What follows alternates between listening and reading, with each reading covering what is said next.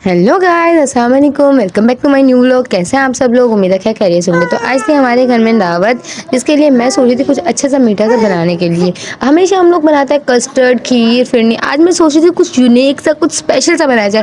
तो इसलिए मैंने जल्दी से निकाली रंग बिरंगी फेमियाँ और उनको 2 चम्मच ऑयल में लेकर रोस्ट करना शुरू कर दिया, ताकि इनका कलर चेंज हो जाए। और मैं ये सोच रही थी कि आज मैं जो ट्राई करने वाली हूँ, क्या वो अच्छा बनेगा भी या नहीं। दिल तो मेरा बहुत कर रहा था कुछ अच्छा बनाने का, तो इसलिए मैंने ये कोशिश की। ऊपर से आज दावत भी थी, थोड़ा सा डर भी था कि अगर ख़राब हो गया फिर। खैर मैं यहाँ लगी हुई थी अपने सारे डर वहम को साइड पे करके बनाने के लिए। मैंने कहा सारे डर जाए साइड पे, अब ज़रा शुरू कर दिया जाए बनाना। और बीच में आपको हुसैन साहब की तो आवाज़ें आ ही रही होंगी, आम आम आम।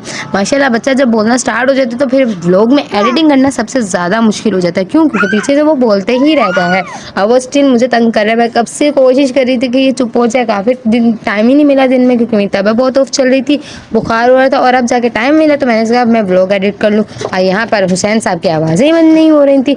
तो खैर मैं यहाँ पर फेमिया रोस्ट करी थी, तो यहाँ मैं फेमिया को रोस्ट करी थी कि जल्दी जल्दी रोस्ट हो जाए। और मेरी तबीयत आज इतनी ऑफ चल रही है, आपको मेरी आवाज़ से लग ही रहा होगा कि कितनी ऑफ चल रही है। मैं यहाँ पे जल्दी जल्दी काम निपटाने की कोशिश कर रही थी ताकि मैं जाके रेस्ट करूँ, क्योंकि अभी मुझे सालन भी रेडी करना था कोफ्तों का। और बिरयानी तो मेरी नन्द ने बनानी है, क्योंकि वो बिरयानी बहुत मज़े की बनाती है।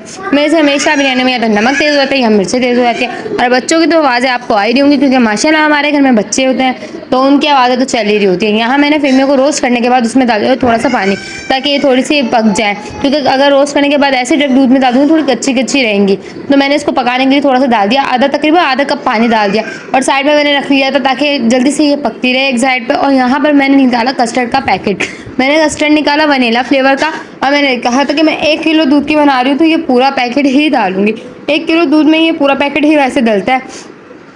तो मैंने यहाँ कस्टर्ड निकाल दिया और दूसरी टाइप में मैंने रख दिया दूध बॉयल करने के लिए, ताकि जल्दी जल्दी से हल्की आंच पे दूध भी बॉयल होता रहे और फेमिया भी पकती रहे। ये ना हो ना कि अगर फेमिया पक गई, दूध नहीं बॉयल हुआ, तो दूध बॉयल वक्त और फेमिया में पानी डाला तो फिर और मसला हो जाएगा। तो मैंने एक साइड पे अगर फेमिया रखी हुई तो दूसरी साइड पे मैंने दूध रख दिया था। ये रंग बिरंगी वालों को फेमिया ही बोलते हैं ना, या सेमिया बोलते हैं, ये मुझे नहीं पता।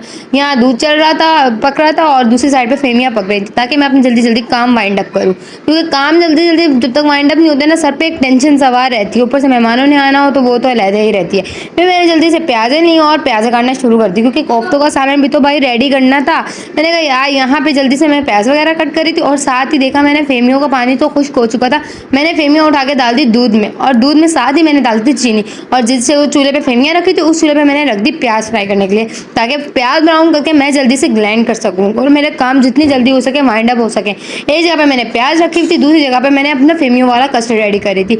और यहाँ पे मैंने कस्टर्ड को भी पानी में नहीं, दूध में घोला था। दूध में घोलने के बाद मैंने उसको रख दिया था साइड पे, और फिर जैसे ही दूध में बॉयल आया मैंने उसको डाल दिया दूध के अंदर। यहाँ पे मेरा कस्टर्ड रेडी हो चुका था फेमियो वाला, जिसके अंदर मैंने बादाम, पिस्ते, किशमिश, काजू, ये सारी चीज़ें अंदर भी मिक्स करी थी, और उसके बाद ऊपर डेकोरेशन में भी मुलाजमात मिक्स किए थे। लेकिन यकीन मानो यार, ये इतना यमी बना था ना, यकीन नहीं आ रहा था कि ये मैंने ही बनाया। बहुत मज़े का फ्लेवर आ रहा था, बहुत यमी बना था। उसके बाद मैंने रेडी किए हुए थे ये रात में ही कोफ्ते बना के रखने का ये फ़ायदा होता है, मसाला भूनो, जल्दी से डालो और चटाचट से तैयार। प्याज मैंने ब्राउन कर ली थी, उसके बाद मैंने दही में ग्राइंड की। इससे मैंने प्याज और दही का ही पेस्ट बनाया, आपकी बार टमाटर नहीं डाले, क्योंकि टमाटर डालो तो फिर अजीब ही जायका हो जाता है। यहाँ मैंने दही और टमाटर का पेस्ट ग्राइंड कर लिया था। उसके बाद मैंने मसाला वसाला भूनना शुरू कर दिया, और जैसे समझो मसाला भूनना शुरू हो जाते हैं तो भाई सब रेडी हो जाता है।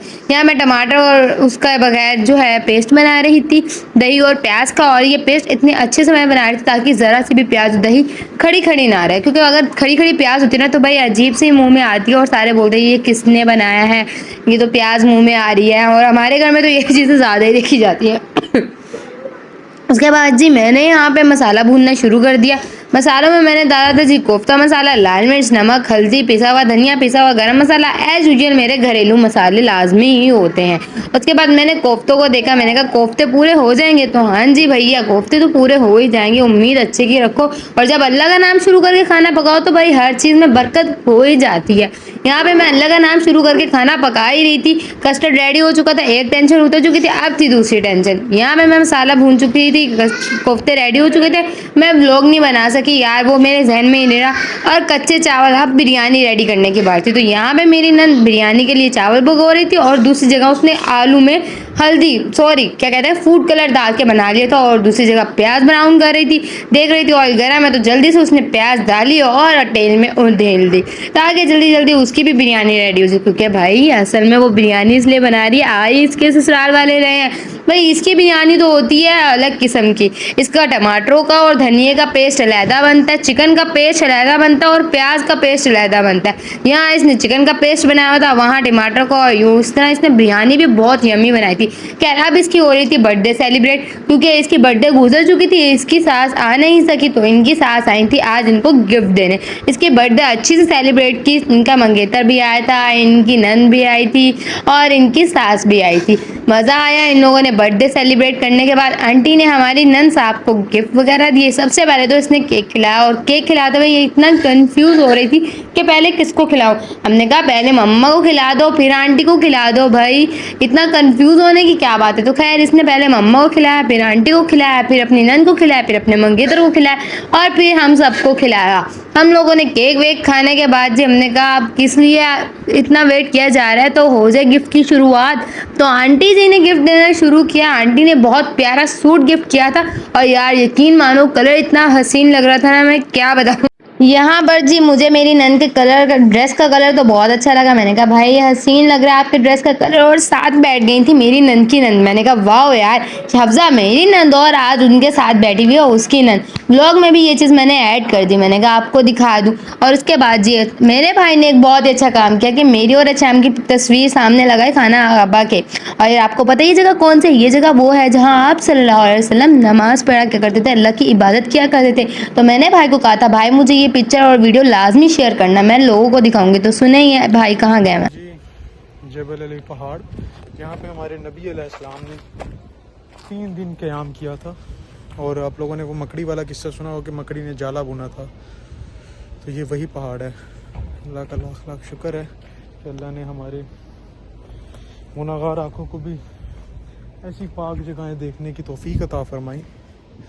बहुत बहुत शुक्र है मेरे रब के ज़ात का। क़यामत की निशानियों में से एक था कि अरब के पहाड़ों पे घास उगेगी, और ये वही निशानी है। देखे जी बारिश और पे घास उगी हुई है। ये अभी पिछले 1 साल से बारिश ना होने की वजह से ये ज़रा सूख गई है, वरना ये बिल्कुल हरी भरी थी।